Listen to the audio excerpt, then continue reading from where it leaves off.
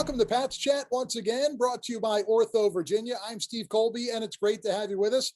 And today it's great to be joined by George Mason Wrestling head coach Frank Beasley and redshirt junior Neil Cornelius. Hi, guys. How are you today? Doing great. How are you? Great to have you with us. Let's talk some wrestling here at George Mason. Frank, first of all, let's start with you. This season has been one that we haven't really seen before, and it sort of goes all the way back to last year as well, your first year in the MAC. How difficult has it been to keep your message and the team on track? And what kind of positives have you been able to take out of this and what has been a very strange year? Yeah, I mean, there's definitely a lot of challenges with just, we came back and everything was individualized and then pods and we had to work our way back. We've been kind of displaced from our normal training location. We have some challenges like that, but the thing that, has been the biggest challenge, I think, for our team is just they're very connected. They're very close. And we've lost a little bit of that this year. I think they're still pretty close compared to a lot of college wrestling teams, but I think we're not as close as we could be with some of that. And so that's been a little bit of a struggle. Fortunately, we've got some good leaders on our team that have helped keep things going and moving together. The thing I've been most impressed with that's really been a takeaway for me this year is just how whatever's come their way, they've stayed focused. They've continued to, work hard, to excel in the classroom. I think it was our best ever semester. We were over 3.5 this past semester. We're really excited about that as a team. And, and they just, they kept plugging away and are doing all the right things. They didn't veer from the plan. They didn't veer off. They didn't pack it in because, there's uncertainty of season, over the summer and the fall. They just kept consistent and focused. And I think that's really hard to do from, especially when you're 18 to 23, let alone being older and, having some more experience, it's hard to do. But for the group of young men that we have, it is very impressive to me that they were able to do that and stay focused and continue to, excel in school and excel in wrestling and put the time and energy and effort in every day.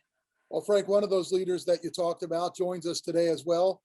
Neil Schuster, who won 22 matches a year ago, 11-2 mark in dual matches last season for the Patriots. And Neil, just talk about how things have gone for you. Obviously, the bouncing back and forth between in classroom, virtual learning, being able to keep up your training and conditioning and prepare for your matches. What have been the biggest challenges for you? And who's been the biggest help on the team as one of the leaders on the squad? So I'd have to say that the biggest challenge for me was hopping back and forth between in class and out of class, like online virtual learning. But let's see, really just being consistent in everything we do is extremely important. And that's about it. Well, your coach has been in wrestling for a long, long time, going back to his, days even prior to wrestling collegiately. When did you get started in wrestling, and when did you know that was going to be the sport that you were going to focus on? And did you play any other sports growing up? I'm from a pretty big wrestling family, so it was kind of expected of me. Extended family, a couple of guys wrestled in college. All my brothers wrestled through middle school, 2 wrestled in high school and college. So it was kind of just like I was groomed into it and expected it. And I also played water polo as a freshman and sophomore in high school. Now, can you just take us back to maybe when you and your brother were wrestling in the? I know you were going to wrestle in the house, yeah. Right? So did you wait for your parents to leave? Do you have any, a story that you could tell us here on the Zoom call about maybe things got a little bit out of control and you had to clean up real quick before they got home? Well, my older brother, he's a little bit bigger than me. He's got a bigger frame than me, so I really didn't stand a chance against him. He used to beat me up whenever he wanted to. But growing up, my dad would kind of bully us around a little bit, try to make us tougher. And I think it was my junior year of high school that I finally decided, like, I'm going to take my dad down. I'm going to beat him up. I'm going to get him back for all this stuff. And then he never touched me again after that one little bout that we had. Just a little rivalry as you were sort of going up the chart. Frank, Take us through a practice day and the way it consists right now for your squad here as we're in the mid-season. Yeah. So, obviously with COVID, things have changed a little bit. Like I said, we're out in the main area in the field house now with some mats out there. And so it's nice to have some more space kind of really spread out and be able to train with more space and utilize that space and get used to having multiple mats out.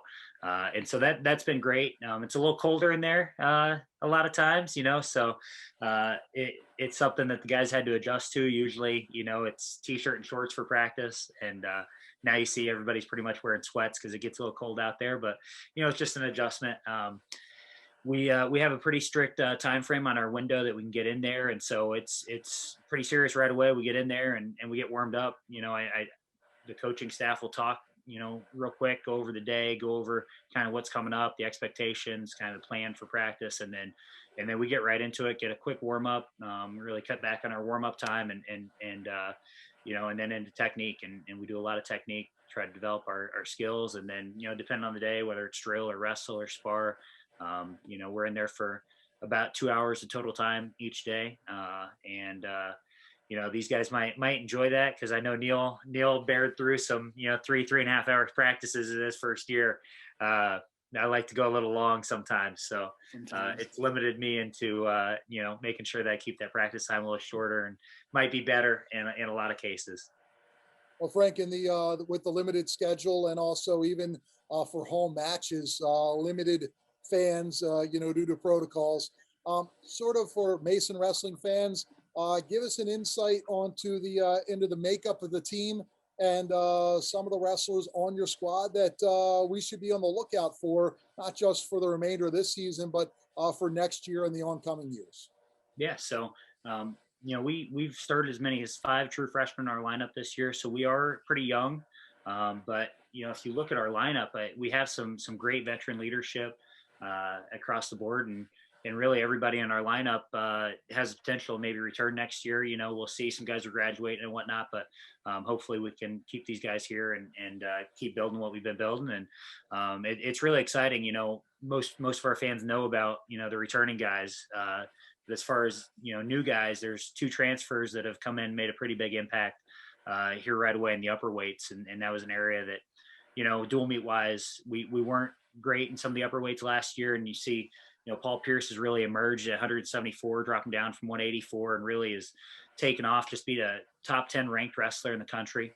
And then, Kyle Davis came in as a transfer at 184. Has been somebody I think the fans will like to see wrestle. He's got a unique style, like scramble, and is pretty good on top. And then Austin Stith, it's actually from Neal's High School. At 197, beat a national qualifier in his first match for us. And he's undefeated on the year. I think he's 3-0 on the year right now, obviously shortened season, but has wrestled really well. And those are 2 guys that, came in and have made an impact right away as transfers. And then we got a lot of new faces as well. Well, Frank, I want to come back to you and ask you about conference championships and NCAA championships and how, that's been affected maybe with not being able to wrestle as many matches as you normally would. But Neal, I wanted to ask you, it's the day of a match. You wake up in the morning and you start to prepare. Obviously you guys have your class workload as well. But how do you get yourself ready on the day of a match? Our coaching staff actually does a really good job of trying to make everything exactly the same every time we have to weigh in. So I know if I wake up in the morning and I am 2.5, 3 pounds over, then that means I'm good. Like, I'm in good shape. I'm going to go work out for 30 minutes. I'm going to lose 2.5 to 3 pounds. And then I'm going to hang out for an hour, weigh in, get to eat. And then I just like to get my blood pumping before a match, get warm, and that's pretty much it.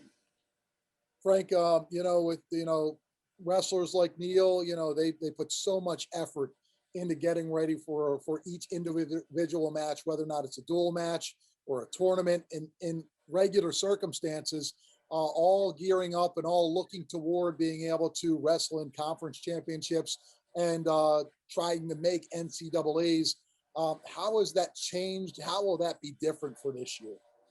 Well, the approach is the same. It's the same mentality, same focus, same routine on match day. Whether it's a dual meet, a tournament, it's national tournament, conference tournament, whatever. Everything stays same routine wise. There's gonna be some changes. We actually, usually we know kind of how many spots are gonna be qualified from our conference. That hasn't been decided yet. And we're only, a few weeks away, honestly. So it's kind of crazy. We're supposed to find out the week within I think Monday or the Tuesday after, or sorry, the Tuesday before our conference tournament, which is on a Friday.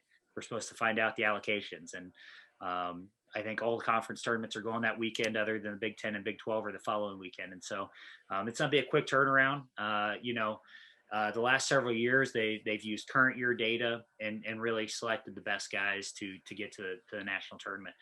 This year, it's going to be very different. They're going to go back and use historical data over the last, I believe, 5 years of what the conference brought to the national tournament. So there's almost no current year data that's going to be used. But at the end of the day, we got to go out and take those positions at the conference tournament to get to the national tournament to compete to be an All-American national champion. Well, Frank, just take us on the mat with you, and in your career as a collegiate wrestler, and then becoming a coach. Was there anyone along the way that sort of helped you along in your early days, and where do you draw your inspiration from, as a coach?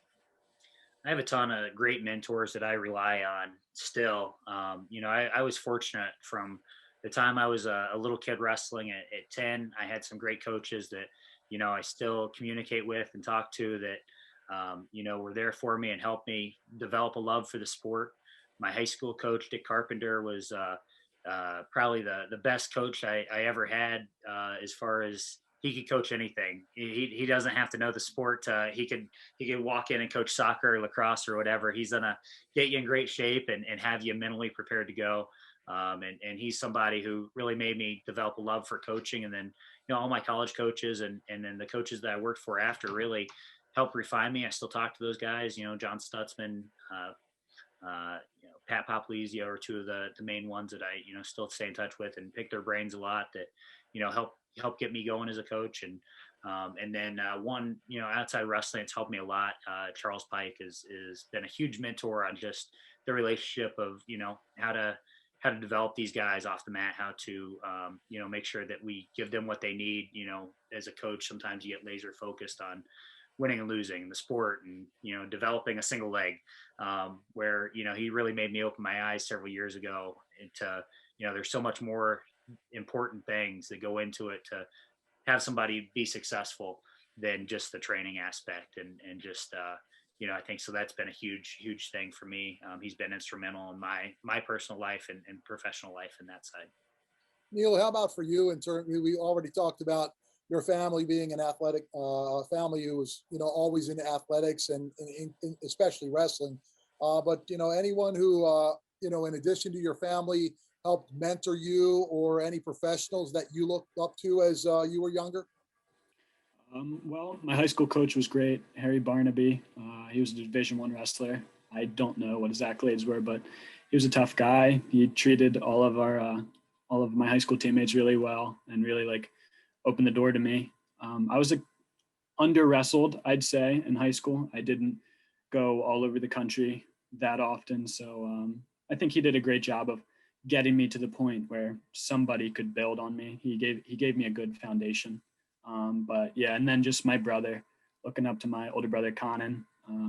He was a top 25 guy his junior year, and he had basically a career-ending injury, which is a shame. I think he could have done some really amazing things, but he did fine, I think. So. Well, before we get to some rapid fire here, Frank, one more thing for you.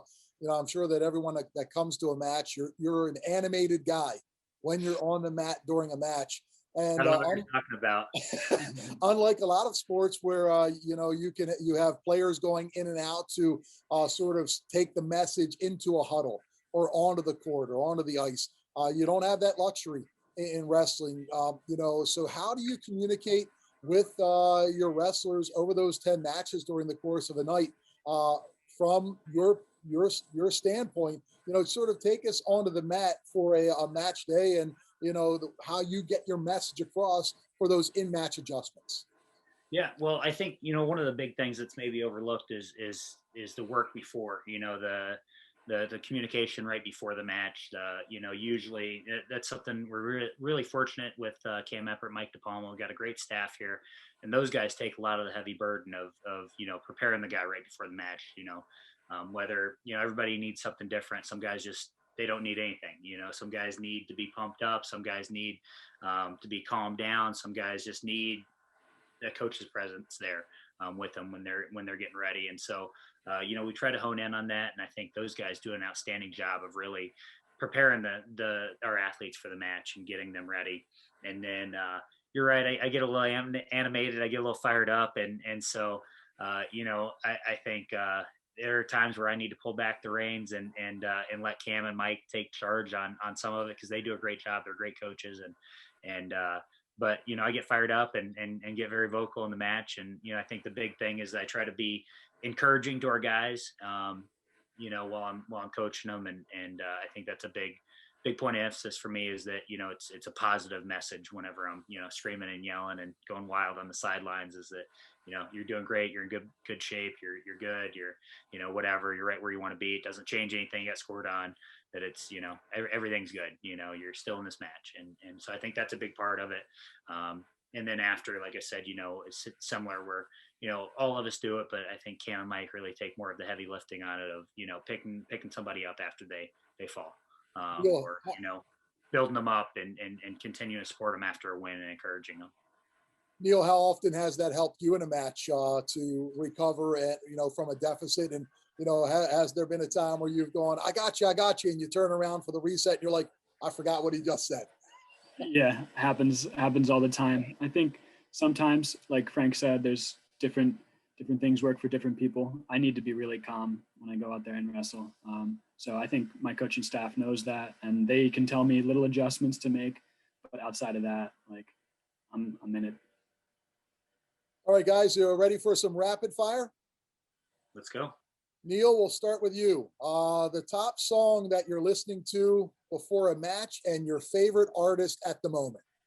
So actually, I don't listen to any music before I wrestle. I think it kind of distracts me a little bit. I want to be super focused. I want to be thinking about what takedown, what tie up I'm going to use. So yeah, I don't listen to music before I wrestle. I do like wrestling to Johnny Cash. He's probably my favorite when I drill. Frank, it's a long season, a lot of practice time, a lot of match time, but when you do get a spare minute, what are you doing in your free time? I've got two young children, 7 and 4, so they take up a lot of my extra time. And one of the things through the pandemic is really got to spend some time with them, and so that's been really special. We haven't been able to travel and be gone as much, and so really trying to cherish that time while I have it with them. Let us right into the next one. We'll start with you, Frank. When you are able to travel once again, where do you think you're going to load the family up and head off to? Great question. Anywhere. One place I've never been is Maine. I want to go up to Maine and get some good lobster up there and all of that. But that's one place we've talked about looking into. Probably is one of our next trips once things really open up and get more back to normal. Neil, for you, we'll sort of spin this just a little bit. What's the favorite place that you've traveled to in your life? In my life or in my wrestling career here? You can take us anywhere with this. All right, I'm going to stick with wrestling. Last year we traveled to Buffalo, New York for our duel against Buffalo, and we went to Niagara Falls. So Niagara Falls, I believe it was in January of last year, but it was beautiful. Everything was iced over. I hadn't been there during the winter before, and I thought that was a super neat experience. We went with our passports to the Canadian side, and it was a lot of fun. Neil, how about any pre-match rituals, superstitions that you may have? I'm not really super superstitious, but I do have a routine. Like my shoes have to go on a certain way. They got to be a certain like fit. Like if I tie them too tight, I'll untie them again, retie them. So just comfortable. Frank, anything for you in terms of, I know there has to have been some pre-match ritual superstitions. Does that carry over from when you're a wrestler and you're on the mat? to when you become a coach? Do you still have any? Yeah, I think so. I think when I competed, I definitely had some. I had to, as I was warming up, I had the same exact routine. I wore a bunch of layers. I had to take them off at a certain point so far before I got out on the mat and whatnot. But as a coach, I don't have a ton of superstitions. It's routine. It's everything's the same on match day. I pretty much I eat the same meal the morning of a match. I go through the same process on match day every day. Everything kind of just becomes routine. The one thing that I do before every match without fail is I look through the lineups and I project it out, and I think, best case scenario, this is what's gonna happen. Worst case scenario, this is what's gonna happen. Most likely this is what's going to happen. And I go through the duel with somebody, usually our staff or some friends, and kind of go through, best case, worst case, and most likely scenario in every duel. And kind of like, all right, what do we got to do to make this best case scenario work now? Frank, we'll start with you with this one before we go to Neil to talk about what he watches out for from you on a practice day. In all the matches you've seen from any different angle, has there ever been a time in your career where you've looked out on that mat and said, I can't believe that just happened? Yeah, good and bad. I mean, yeah, there's always gonna be some shockers, when you get surprised with some things, with Neil. I think Neil's super consistent and steady, and there aren't a lot of, that's an awesome thing. Not a lot of surprises. I will say our last match, he wrestled in Edinburgh. He had a kid who had beat him last year, and I was actually talking to the guy that had just wrestled.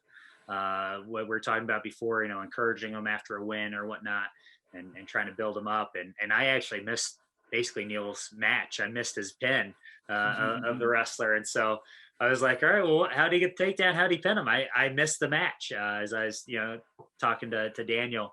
I didn't realize he was pin him so quick. I should have been paying attention. So that one caught me not off guard that he did that, but that it was so quick. Neil, the next two are for you. Which teammate do you have to watch out for when it comes to pranks? I'd probably have to say Talha Farouk. I don't know that he necessarily means to do it. He's just like a jovial kind of guy. He likes to mess around with people, grabbing you, acting like he's going to take you down. He'll take your stuff and bring it home with him. He'll bring the wrong bag home, and I'm stuck at the field house without my car keys. So yeah, definitely Taha. And one more thing for you, Neil, in this rapid fire section. It's a practice day. What is the one thing that you never want to hear Coach Beasley say? I never want to hear him say, go get a drink, refocus, because that usually means that we're about to do more of our drill. We might have been 20 minutes through a 45-minute drill, but I think that drill probably just got extended to like an hour, maybe an hour 15. Who knows with him. Frank, and we'll end it with you. Just as we look ahead, what are the things that you're most looking forward to in the next month of wrestling action, and also looking ahead to the summer and beyond all the way into next season? Yeah, I'm excited. We didn't have a great performance our first dual meet. We wrestled much better across the board the second match, and I just want to see them continue to build and see where we can be by the end of the year. I think something I've said all through the pandemic is that, at the end of this, we're going to see true character show through, the people who really have committed, in kind of all areas to do the right thing, not just in wrestling, but in their life, will show in the end. And I think that's going to be true of our team, and you're going to see a lot of guys overperform at the end of the year this year. And then just moving forward, like I said earlier, I mean, we're young, we don't have anybody who's necessarily, graduated and done. There are guys graduating, but there's potential that they could be back. And so, I think it's like, you continue to add pieces of the puzzle, and we potentially have all of our puzzle pieces from this year back, plus adding new ones. Right. And so with another year of development and seasoning, that's really exciting for me. I think, we got something special that we're building, and a big part of it's because of leadership on our team, with the guys that are here and kind of steering the ship within the program. That's Frank Beasley and Neil Schuster. This has been another episode of Pat's Chat, brought to you by Ortho Virginia. Frank and Neil, thanks for stopping by today.